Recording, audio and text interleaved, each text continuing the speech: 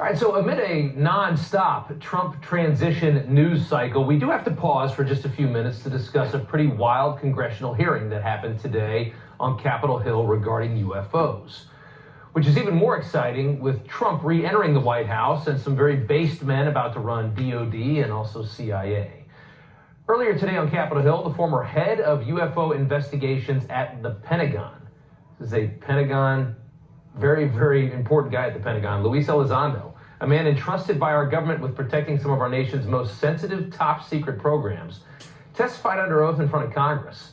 Elizondo says our government is secretly in possession of UFOs that were not made by any government on this planet. And no government on the planet seems to know exactly where they are from. Elizondo also stated that we are not alone in the cosmos. Take a listen. Let me be clear. UAP are real. Advanced technologies not made by our government or any other government are monitoring sensitive military installations around the globe. Furthermore, the U.S. is in possession of UAP technologies, as are some of our adversaries. I believe we are in the midst of a multi-decade secretive arms race, one funded by misallocated taxpayer dollars and hidden from our elected representatives and oversight bodies. Excessive secrecy has led to grave misdeeds against loyal civil servants, military personnel, and the public, all to hide the fact that we are not alone in the cosmos. Luis Elizondo is the author of Imminent, Inside the Pentagon's Hunt for UFOs, and he joins us now from Capitol Hill. And Luis, thanks so much for coming on. I want to start with just the biggest headline from this hearing. You say the government, our government, is in possession of technology that was not created by, as far as we can tell, any government in the world.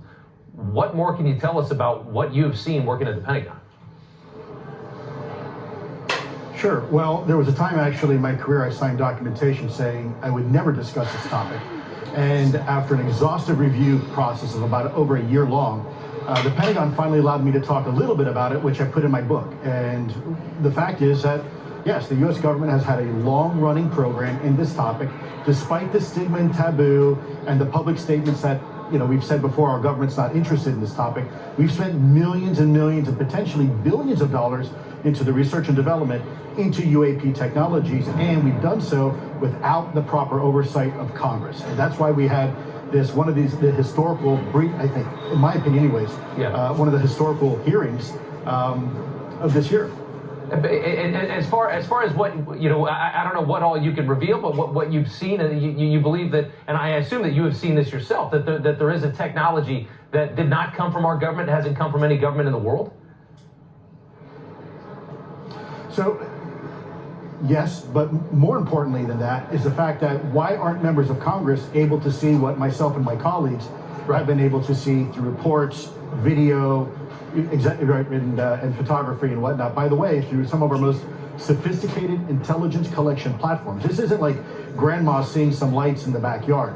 These are trained military pilots that are in some cases coming so close to these UAP, it's splitting the formation right down the middle. Do you say that we are in possession of this technology, or these are things that our military men and women have seen? So let me be very clear what I'm allowed to say. That I am aware of exotic material that is in the possession of the U.S. government, that we do not understand its origin, we don't understand how it's used, and we do not have the ability today to replicate that. That is what I'm allowed to say. Now, as far as what pilots are seeing, that's a little bit different. They're seeing these UAP up close and personal. We're recording them on hyperspectral capabilities. We're recording them on gun camera footage, FLIR footage, forward-looking infrared. It's at this point probably the worst kept secret in the country. And there's a small group that you testified today that's within our government that is aware of this information, and they've created, I guess, a culture of intimidation and suppression that you've been victim to. That's right, and not just myself, colleagues of mine, close colleagues, people like David Grush, who have come out and decided to tell the truth under oath, and then there was retaliatory, in effect, behaviors by the government to keep them quiet, or to worse, to try to discredit their testimony and their involvement in the government UAP program. And you testified today that your life had been threatened as well, in this by this faction of people. I assume you've seen what they have seen. Have you all been privy to the same information? Is there more that you haven't seen?